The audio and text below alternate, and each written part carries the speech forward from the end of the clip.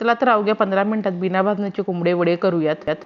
1 चमचा धने, 1 चमचा बडीशेप, अर्धा चमचा जिरे, पाव चमचा मेथी दाणे, 4 ते 5 मिरे छान खरपूस भाजून घेऊन मिक्सरला बारीक पावडर करून घ्यावी. ज्या वाटीने तांदळाचं पीठ घेतलं त्या वाटीने 2 वाटी पाणी, 1 चमचा गूळ टाकून पाण्याला छान उकळी काढून घेतल्यानंतर एका बाउलमध्ये 2 वाटी चाळून घेतलेले तांदळाचे पीठ, पाऊण वाटी गव्हाचे पीठ, अर्धा वाटी जाड रवा, अर्धा वाटी चणा डाळीचं पीठ, हळद, सुरुवातीला केलेली मिक्सरला पावडर, चवीप्रमाणे मीठ आणि उकळते पाणी त्यामध्ये गाळून टाकून घेऊन पिठामध्ये पाणी व्यवस्थित मिक्स झाल्यानंतर 10 मिनिटांसाठी बाजूला ठेवून घ्यावे.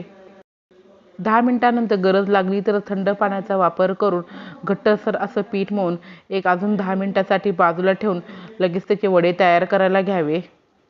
यापैकी तुमच्या सोयीने कोणत्याही पद्धतीने वडे करून घेऊन मध्यम आचेवरती छानपैकी इथे वडे फ्राय करून घेतलेले आहे. तर या ठिकाणी झटपट असे बिना भाजणीचे कोंबडी वडे तयार.